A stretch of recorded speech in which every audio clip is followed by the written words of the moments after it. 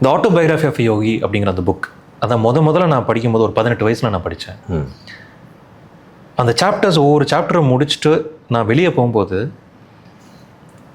I felt I am the happiest person on the earth. அந்த மாதிரி எனக்குள்ள ஒரு பிளிஸ்ஸை வந்து அது கிரியேட் பண்ணிச்சு. ஒரு புக்கு இவ்வளோ நம்மளை சந்தோஷப்படுத்த முடியுமா அப்படிங்கிற ஒரு தாட் வந்து அதை பற்றி தேடி பார்க்கும்போது எனக்கு மட்டும் இல்லை, இதை படித்த அத்தனை பேருக்கும் அந்த ஒரு உணர்வு வந்திருக்கு.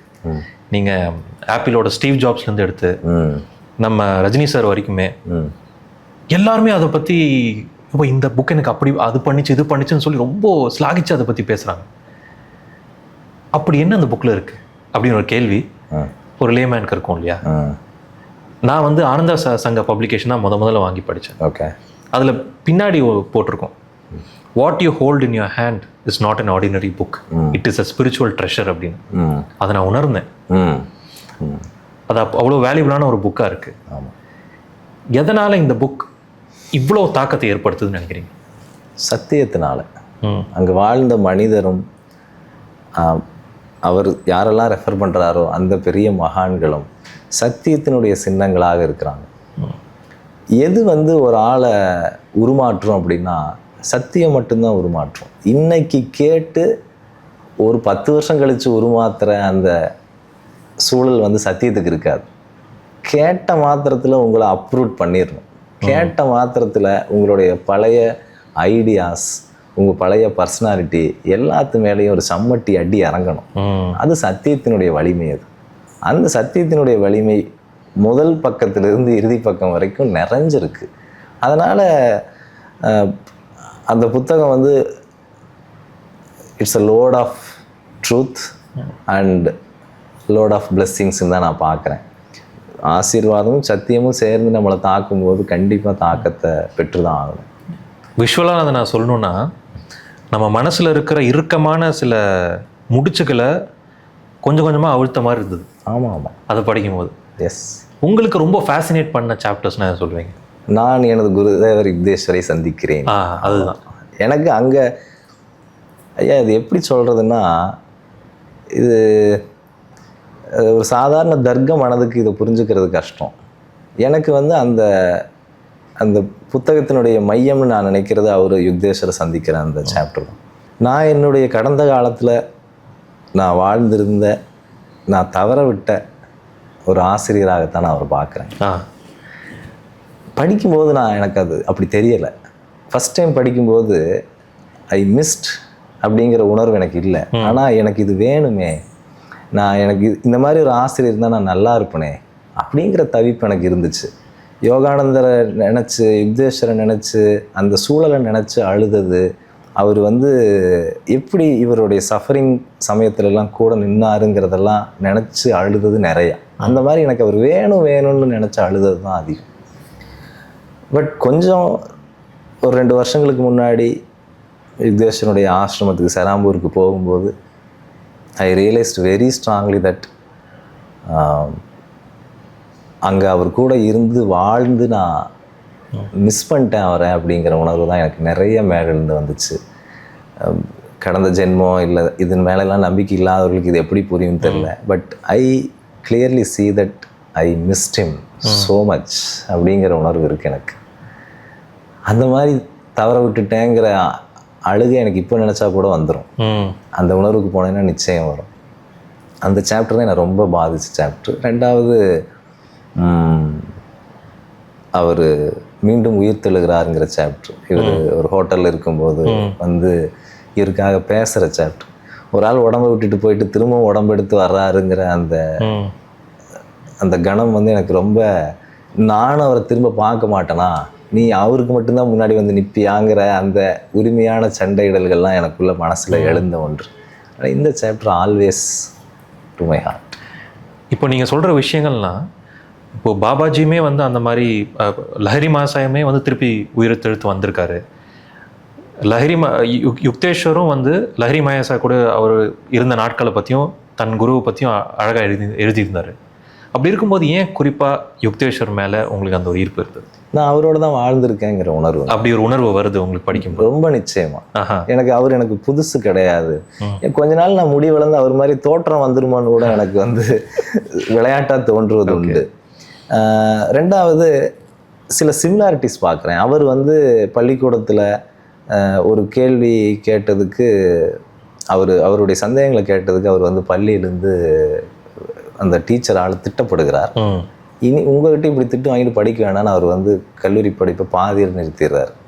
நிறுத்திட்டு அதுக்கப்புறம் வேற ஒரு எல்லா டிசிப்ளின்ஸும் இருக்கிற காலேஜ், அதாவது கெமிஸ்ட்ரி, அனாட்டமி இதெல்லாம் சொல்லித்தர ஒரு காலேஜுக்கு போய் எனக்கு டிகிரி எல்லாம் வேண்டாம், சும்மா நான் கற்றுக்கிறேனே எதையாச்சும், என்ன உட்கார மட்டும் அனுமதிங்களேன்னு கேட்டு படிக்கிறார் அவர்.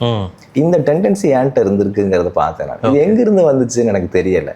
எனக்கு ஏன் கீதை மேலே இன்வேரியபிளி காதல்னு எனக்கு தெரியலை.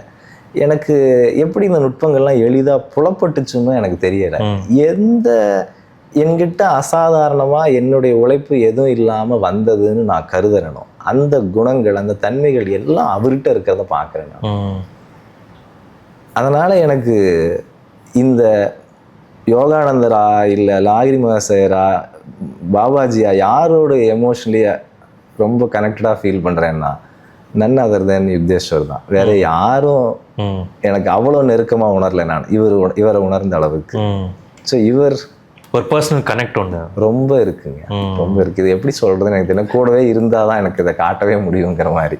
இந்த ஒரு ஏக்கம் இருந்தது இல்லையா உங்களுக்கு, இந்த யுக்தேஸ்வர் தவற விட்டுட்டேனே அப்படின்னு? வேற குருமார்கள் உங்களுக்கு அமைஞ்சாங்களா அதுக்கப்புறம்? இல்லை இந்த புக்கே தான் குருவாக இருந்ததா? இந்த ஒரு லீனியேஜே நான் குருவாக ஏற்றுக்கிட்டீங்களா? அது ரொம்ப சமீபத்தில் தான் அப்படி உணர்ந்தேன். அதுக்கு முன்னாடி ஓஷோனுடைய ஒரு சே என்னை ரொம்ப டிரான்ஸ்ஃபார்ம் பண்ண சே. யார் குருங்கிறத கண்டுக்காத, உன்னால் ஸ்டூடெண்ட்டாக இருக்க முடியுமா, உனக்குள்ளே அந்த ஓப்பன்னஸும் சரண்டரன்ஸும் இருக்கா, இருந்தால் இந்த வானம் காற்று கடல் கூட குருவாக இருக்க முடியும். ஆள் இருக்கணும்னு கூட கிடையாது, அது உனக்காக பேசும் அப்படின்னு அவர் சொன்னார். அந்த மொமெண்ட்ல இருந்து நான் குருவை தேடுவதையோ இல்லை குருவை கணிக்கிறதையோ முற்றிலும் நிறுத்திட்டேன். அப்போ எனக்கு அந்த ஒரு டோட்டல் சரண்டரன்ஸ் இருந்துச்சு. யார் வேணால் சொல்லிக் கொடுங்க, நான் காலடியில் இருக்கிறேன் அப்படின்னு இருக்கிற மனம் வந்துருச்சு. அதனால் யார் தாடி வச்சுருந்தாலும் சரி, இல்லை யார் ஆன்மீகம் பேசினாலும் சரி, அவங்கக்கிட்ட போய் அணில் பிள்ளை மாதிரி உட்கார்ந்துக்கிறதுக்கு எனக்கு மனசு எளிதில் வந்துருச்சு. அதனால் எனக்கு எண்ணற்ற குருமார்கள் உண்டு. அதனால் நிறைய பேரை சொல்லுவேன், ரமணரை சொல்லுவேன், ஈவன் பாலகுமாரன் ஐயாவை சொல்லுவேன், அவர் காலடியில் உட்காந்துருக்கேன். ஓகே, இசைஞானி ஐயா காலடியில் உட்காந்துருக்கேன். ஸோ இவங்க எல்லோருமே எனக்கு தூரத்துலேருந்து பக்கத்துலேருந்து போதிச்சுக்கிட்டே தான் இருக்காங்க. ஏதோ ஒரு வகையில் பல குருமார்கள் சேர்ந்து they are redirecting you into the inner guru. Yes அல்டிமேட்டாக கடைசியில் அவங்களுடைய கோல் எல்லாமே ஒரு சாதகனை அந்த இன்னர் குருவை நோக்கி அனுப்புறது தான், திருப்புறது. எஸ், ரமணர் அழகாக சொல்லியிருப்பார், இவர் வெளியிருந்து உதைப்பார், அவர் உள்ளிருந்து இழுப்பார் அப்படின்னு சொல்லியிருப்பார் அவர். இப்போது இந்த கிரியா யோகா கற்றுக்கிட்டீங்க, இதை டீச் பண்ணும் அப்படிங்கிற எண்ணம், அந்த முடிவு எப்போ எடுத்தீங்க? கிரியா யோகத்தை டீச் பண்ணுறதுன்னா, இப்போது இதை பார்க்குறவங்களுக்கு ஒரு சிறு குழப்பம் நேரிடலாம். இந்த பாபாஜி, லாகிரி மகாசயர் அல்லது யுக்தேஸ்வர் இந்த வழிவகையில் வந்த கிரியா யோகத்தை யோகத சத்சங்க சொசைட்டி தான் ரொம்ப ஆத்தரைஸ்டாக டீச் பண்ணுறாங்க. நான் அதனுடைய பிரதிநிதியோ இல்லை அவர்களால் அங்கீகரிக்கப்பட்ட ஆளோ கிடையாது. அதே கிரியா யோகத்தை ஒத்து வர்ற மாதிரி வேறு பயிற்சிகள் உண்டு, அதுவும் கிரியா யோகம் என்று அழைக்கப்படுகிறது. உதாரணத்துக்கு அந்த மகிழ்ச்சி அருணாச்சலம்ங்கிற ஒரு ஹிமாலயன் இன்ஸ்டியூட்னு நினைக்கிறேன், அங்கேருந்து படித்த கிரியா யோகம்னு ஒன்று சொல்கிறார் அவர். ஸோ அது மாதிரி யோகானந்தருமே அந்த நூலில் கிரியா அல்லது கிரியாவை ஒத்த வேறொரு பயிற்சி அப்படின்னு அவர் சொல்லுவார். ஸோ அந்த மாதிரி நம்மளுடைய ட்ரெடிஷன் நாத சம்பிரதாயம்னு பேர், மச்சேந்திரநாதர், கோரக்கர், இந்த நாதர்னு பேர் முடியுது இல்லைங்களா, அந்த ட்ரெடிஷன் கிரியா யோகத்தை அப்ஹோல்டு பண்ணுற ட்ரெடிஷன் தான். ஓகே, கிரியா யோகத்தில் இங்கே சொல்லித்தர்ற மெத்தட்ஸ் அங்கே அப்படியே இருக்குது, ஒரு பேட்டிமாக இருக்குது. ஸோ அதனால் நான் அந்த ட்ரெடிஷன்லேயும் நான் இருக்கேன். அந்த ட்ரெடிஷனில் வர கிரியா யோகத்தை நான் சொல்லித்தருவது உண்டு. எப்போ அப்படின்னா, நம்ம மெய்யோகத்தில் படிக்க வர்ற மக்கள் ஒரு காலகட்டம் கடந்த பிறகு சில பல தளங்கள், லெவல்ஸ்னு பிரிக்கிறோம் பாடங்களை, அதெல்லாம் கடந்து வந்த பிறகு ஒரு 3-4 வருஷம் கழித்து அவங்களுடைய தீவிரம், அவங்களுடைய முனைப்பு, அவங்களுடைய அணுகுமுறைகள், பழக்கங்கள் இதெல்லாம் ரொம்ப சரியாக இருக்கிற பட்சத்தில் அவங்களுக்கு அதை கொடுக்குறோம்.